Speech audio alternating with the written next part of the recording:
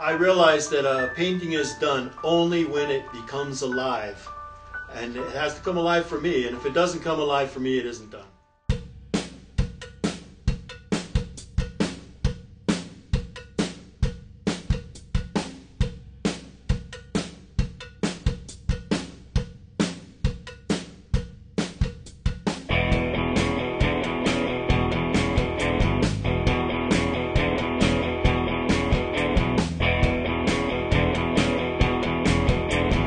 I am a redneck and a hillbilly. I was born in Michigan. The hillbilly is a Michigan farmer. And my grandfather was a Michigan farmer.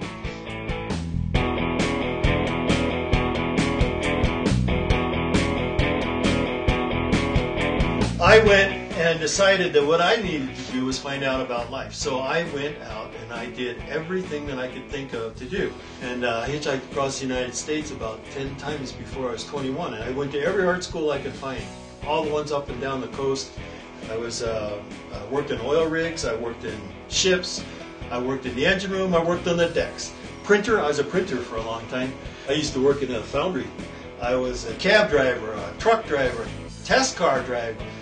Oh, you wouldn't believe this. I was delivering false teeth. I drove dump trucks. Actually, I learned how to drive a semi in Alberta in the middle of the winter.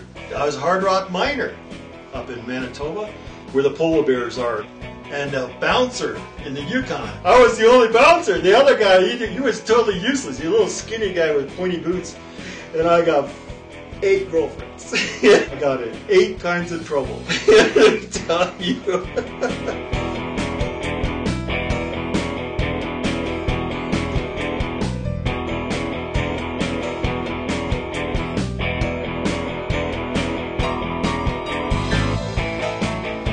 When I got about 40, I sat down and I said, wait a minute, I got to do my artwork. And so I got a studio in Baltimore and I just started painting, and I've been painting ever since. One of the reasons I chose Baltimore for my first really big studio was Baltimore is one of the most interesting places I've ever been. There's a neighborhood for every place in the world, and they all hang out in the bar. So you go into the bar, and I would find somebody that was really interesting, and then I'd study them. I'd look at them, and then I'd go back to my studio and try and draw them. And when I drew them, I did not draw their body. I drew the way they are, their thoughts, and how they reacted to people. I can see all that stuff, and I paint that.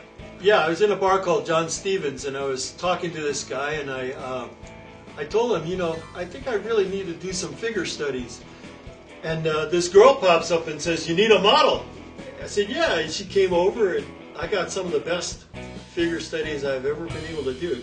She was a marathon runner. And it was really interesting. She didn't have any problem with any of this. She took all her clothes off right there. I mean, I started immediately sketching. When I do that, I do these real fast sketches so that I can get, like I said, the essence. I found out later that her boyfriend got really pissed off. But it's too late then. This is called Setting Up the Art Show at 3 o'clock in the morning. Painted at 9 with a broken leg and a derby. I've always been trying to figure out what's the big deal with abstraction. One day I was on a tugboat pushing barges in the Gulf Coast, and we stopped in the middle of the night in the middle of a huge swamp. And there was all these little lights all over the place flashing. And I said, that's like an abstract painting. And they just happened to have the chart lying across the desk there.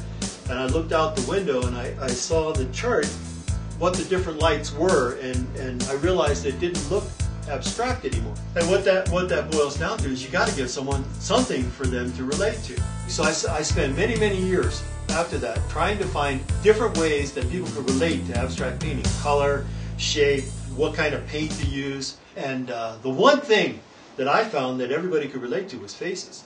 I just stayed with that for about 2 years.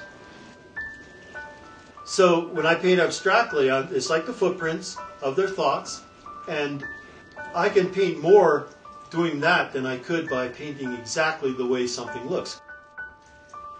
Can you see my thoughts?